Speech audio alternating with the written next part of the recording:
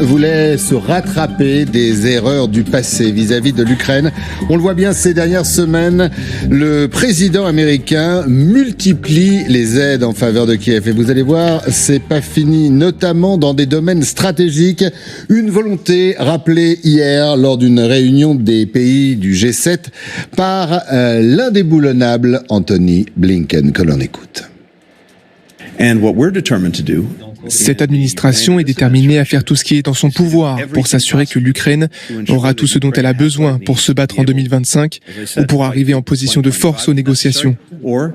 De l'argent, des munitions, de la formation, tout ce dont l'Ukraine a besoin. Tous ensemble, nous allons continuer dans ce sens dans les semaines à venir pour que l'Ukraine soit sur une trajectoire claire.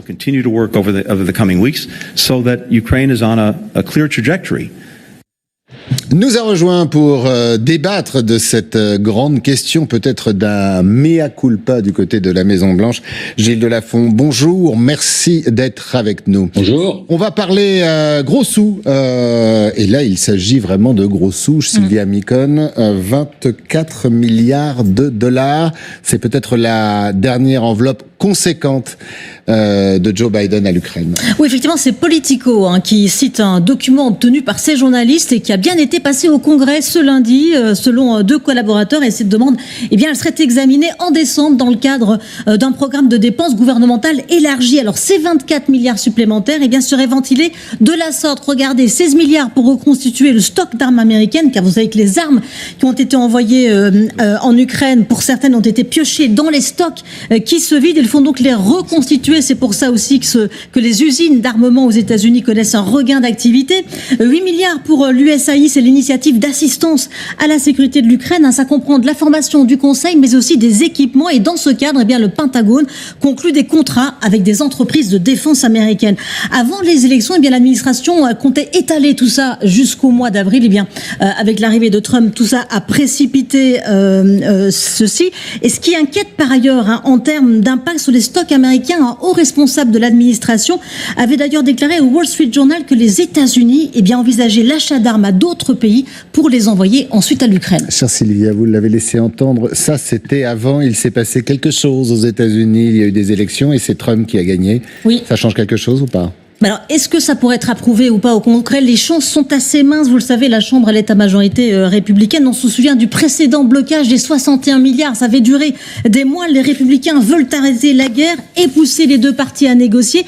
D'ailleurs, cette demande, elle a aussitôt été critiquée par un sénateur républicain. C'est Mike Lee. Écoutez ce qu'il dit. Mike Lee, le Congrès ne doit pas offrir à Biden un cadeau gratuit pour saboter davantage les négociations de paix du président Trump à sa sortie. On sait aussi que l'épuisement des stocks s'inquiète aussi aux États-Unis et la majeure partie de ces 24 milliards, eh bien, iront effectivement pour reconstituer ces stocks. On sait aussi que les deux administrations, eh bien, elles étaient en phase quand Biden a décidé d'autoriser Kiev à frapper en Russie avec des attaques MS. On sait que Biden a aussi accéléré l'envoi de 7 milliards de dollars d'aide à l'Ukraine, des fonds qui avaient déjà été votés, qu'il a autorisé l'envoi de mines antipersonnelles. Bref, autant d'éléments qui devraient pouvoir aider l'Ukraine à arriver à la table des négociations avec plus d'arguments, car c'est l'objectif de Joe Biden, parce que désormais, aujourd'hui à Washington, l'idée d'une négociation à moyen terme est acquise. Merci beaucoup Sylvia. Oui, mais à vous écouter, si et seulement si. Magali, alors d'abord, pourquoi le changement de ton ? On a envie de lui dire, et pourquoi pas plus tôt ? Ça aurait peut-être changé le cours de la guerre, certainement. Oui, mais de toute manière, Joe Biden est toujours resté dans cette optique d'une extrême prudence pour éviter l'escalade, parce que il y avait la crainte du côté du président américain d'un dérapage possible sur le nucléaire. Donc cette angoisse-là, elle a été omniprésente pendant le mandat de Biden, ce qui explique qu'il y ait toujours eu ce retard qui est tant critiqué par les Ukrainiens. L'élection est passée. Maintenant, ce que cherche à faire Joe Biden, c'est aussi préserver une forme d'héritage. C'est-à-dire que quand même pendant 2 ans et demi, il a été le chef de file du front occidental face à la Russie. En 2022, il disait que Vladimir Poutine ne devait même pas rester au pouvoir. Bon, aujourd'hui, il y a quand même ce risque que tout ça soit détricoté et que Vladimir Poutine puisse remporter son pari. D'où la nécessité, comme le dit Sylvia, dans l'optique de ces négociations qui de toute manière paraissent acquises maintenant quand on discute un peu avec les gens à Washington, comment arriver en position de force. Donc on voit bien que l'élection passée, Joe Biden a donné son aval aux frappes dans la profondeur, a donné son aval à la livraison de mines pour essayer de ralentir l'avancée des Russes, et maintenant cette nouvelle aide, mais qui va faire en fait fonctionner les usines américaines. C'est là-dessus que vont chercher, justement. Voilà, c'est là-dessus que vont chercher à jouer les démocrates pour essayer de faire valider ce plan. Mais on est dans une idée de course contre la montre, et donc il faut renforcer la main des Ukrainiens. C'est ce que cherche à faire Joe Biden. Toute la question est de savoir en effet quel est le niveau de collaboration aussi avec l'équipe Donald Trump, parce que c'est quand même ça la grande question du moment. Dans quelle mesure toutes ces décisions se prennent avec l'assentiment de Donald Trump. Alors, Gilles Delafont, ça c'est intéressant parce que hier on donnait cette information comme quoi les équipes Trump ont été chargées de travailler sur le dossier ukrainien avec les équipes Biden. Donc ça veut dire que dans l'ombre, jusqu'au 30 janvier, il y a une collaboration quand même pour arriver à un accord, ou en tout cas à un mieux-disant face à Poutine. Oui, absolument. L'idée, c'est de ne pas laisser une impression de flou et de ne pas permettre aux adversaires de pouvoir profiter de cette espèce de vide. Et c'est pour ça que, par exemple, Jack Sullivan, le conseiller à la sécurité de Joe Biden, a d'ores et déjà rencontré Mike Waltz, le futur conseiller à la sécurité de Donald Trump. Ils se parlent, ils échangent, les équipes s'échangent en permanence. Je pense que là, sur cette dernière livraison d'armes, il est clair que Biden essaye de soigner sa sortie et de préserver un petit peu son héritage, mais j'ai envie de dire trop peu, trop tard. Et surtout, il est acquis pour tout le monde et pour les partenaires de l'Amérique d'ores et déjà que le nouveau président, c'est Trump, même si on est dans une période de 55 jours entre le jour d'aujourd'hui et l'inauguration officielle de Trump. Vous restez avec nous. Alors, tout est en direct, bien évidemment, vous le savez, dans LCI Midi. Et vous avez le vice-président putatif futur, bien évidemment. Vous savez de qui je veux parler? Elon Musk. Elon Musk vient de tweeter sur ces milliards que voudrait donner l'administration Biden. Regardez, c'est clair, c'est devant vous. Ça dit quand même beaucoup de ce qui se passe actuellement aux États-Unis. Vous avez à lire? This is not okay. C'est quand même clair. Vous voulez que je vous prête mes lunettes? Oui, absolument. Voilà, sortez les vôtres. Il n'y a pas de mal. Voilà. Bon, c'est pas de la part d'Elon Musk, c'est pas une vraie surprise. En revanche, ce qui est quand même intéressant par rapport à ce qu'on évoquait juste là, c'est que le conseiller à la sécurité, celui qui est pressenti comme tel, Mike Waltz, pour Donald Trump, a évidemment une priorité qui est la Chine, mais il est parfaitement conscient de l'interconnexion des différents fronts. C'est-à-dire qu'entre ce qui se passe en Ukraine, où il y a par ailleurs 10 000 soldats nord-coréens, ce qui se passe en Extrême-Orient, et notamment dans la péninsule coréenne, et y compris ce qui se passe en Iran, sont toujours plus interconnectés. On a à faire face aux mêmes ennemis. Et donc cette dimension, cette vision, c'est aussi celle de Marco Rubio, qui est pressenti comme futur patron du département d'État. Donc là-dessus, on peut comprendre comment ils peuvent arriver à trouver un certain nombre de terrains d'entente avec ce que sera l'équipe de Trump. Le vrai problème, c'est effectivement quelqu'un comme Elon Musk, qui n'a pas de rôle officiel précis, qui n'est pas un vice-président. Pour le moment. Pour le moment, il est là. Voilà. Y compris son rôle de purge dans les administrations publiques, ça sera ce n'est pas un rôle gouvernemental qui doit être agréé par le Sénat. Donc, malgré tout, on peut voir sur quel point il peut y avoir une coopération et un certain nombre d'accords. On va revoir ce tweet à l'instant d'Elon Musk. Gilles Delafont, visiblement, ça vous fait réagir. Oui, c'est tout à fait normal. C'est une façon pour Musk de dire, écoutez, de toute façon, vous êtes plus aux affaires, Monsieur Biden, c'est nous qui sommes aux affaires. On a la majorité au Sénat, à la Chambre, on décidera de ce qu'on veut. Vous pouvez tenter ce que vous voulez dans les derniers jours, mais c'est nous qui avons la main dorénavant. C'est nous qui avons la main, nos différents conseillers échangent.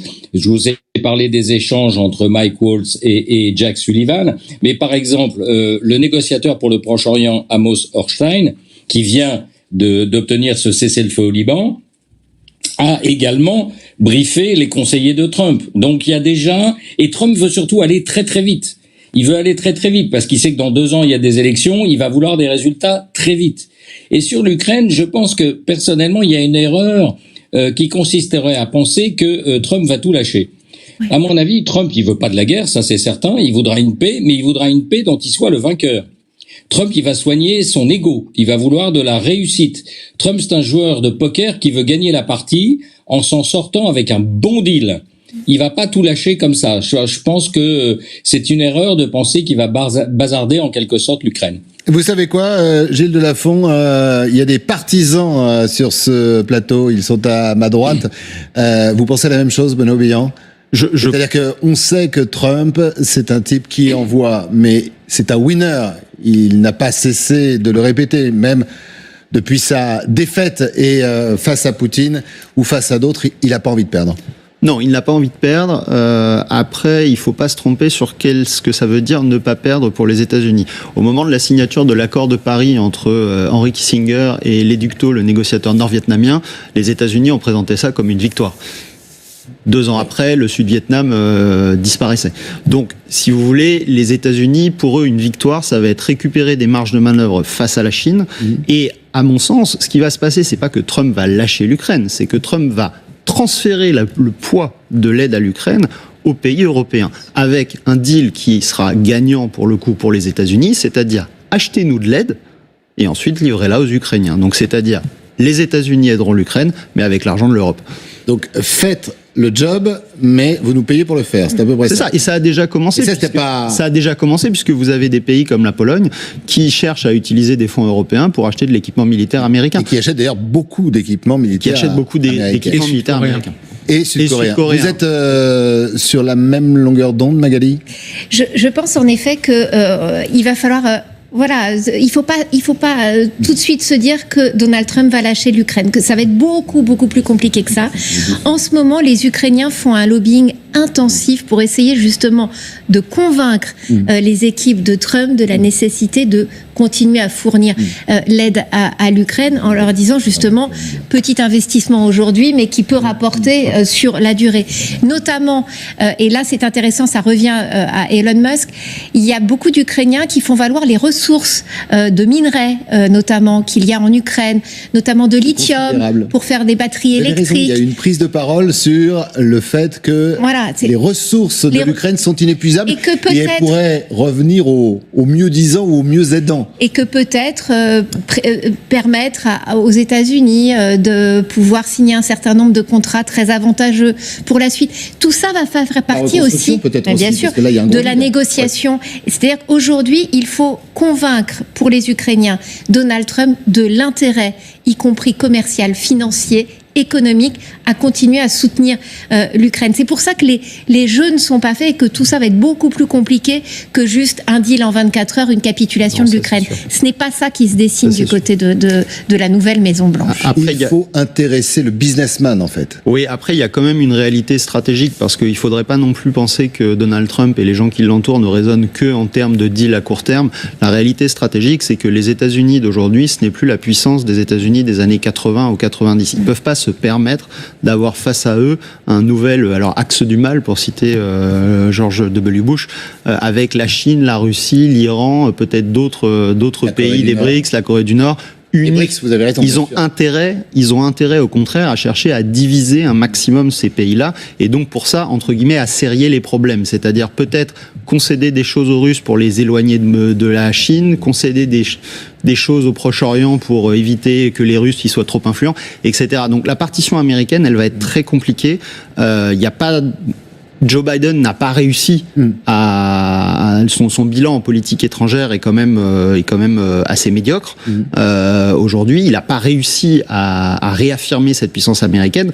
Trump va avoir envie de positionner. Et donc, ça peut aller dans les deux sens. Il peut doubler la mise, comme il peut décider de laisser tomber parce qu'il y a une partie plus intéressante à la table d'à côté. Et ça, aujourd'hui, c'est ça la grande incertitude pour les Ukrainiens. Trump, le joueur, mis à part que l'Ukraine, c'est pas Vegas. Oui, un mot et je voudrais qu'on... Je suis d'accord justement sur ces deux hypothèses, mais fondamentalement, je pense que Trump a la conscience que ce qui serait perçu comme une humiliante défaite en Ukraine, c'est-à-dire on brade, on s'en va, comme le départ d'Afghanistan, serait dévastateur pour les États-Unis en termes stratégiques et d'image, vis-à-vis de la Chine, notamment vis-à-vis pour Taïwan, vis-à-vis de la Corée du Nord et de tous ces, pour reprendre la terminologie bushienne, ces États voyous. Et donc là-dessus, l'Iran, évidemment, il est évidemment tenu à un certain résultat. Oui, c'est vrai. Gilles Delafont, vous partagez ce qui est dit sur ce plateau. Trump joue, mais joue gros et a une obligation de résultat, si ce n'est de gagner même. Absolument, je partage tout à fait ce qu'a dit Benoît. Trump, il veut incarner la force et l'Amérique qui gagne. Et donc, sur l'Ukraine comme sur tous les autres dossiers. Et d'ailleurs, Trump, qui n'est pas encore président, a pris une première décision très importante de politique étrangère quand il a annoncé, je crois que c'était hier ou avant-hier, qu'il imposerait des tarifs très importants au Canada et au Mexique. Ça veut dire, je suis déjà président, c'est moi qui décide, c'est moi qui vais mener la danse, c'est moi qui ai le fort, c'est moi qui vais imposer mes tarifs au Canada et au Mexique, et je pense qu'il aura le même comportement sur l'Ukraine. Je pense que et qu'il fera ce qu'il faut pour paraître comme fort. L'important, c'est qu'il se sorte de ce dossier en position de force, qu'il puisse effectivement clamer sa victoire. Alors maintenant, est-ce qu'effectivement il clamera sa victoire comme l'avaient fait les Américains après la guerre du Vietnam? Je crois pas, parce que le dossier est quand même pas identique. Et puis il n'y a pas eu 55 000 morts américains sur le sol ukrainien. Mais il faut bien prendre conscience de cette position très égotique de Trump qui veut apparaître comme quelqu'un d'extrêmement fort à la tête d'une Amérique qui regagne en splendeur, en richesse et en importance. Vous dites, Magali? Il y a en effet, pour aller dans ce sens-là, il y a un slogan qu'on entend beaucoup dans l'entourage de Donald Trump, la paix par la force. Cette idée que justement il faut montrer les muscles pour obliger ensuite les belligérants à se mettre autour de la table des négociations et obtenir la paix. Parce que quand même, la grande idée de Donald Trump, c'est ce qu'il a dit pendant toute sa campagne, empêcher la Troisième Guerre mondiale.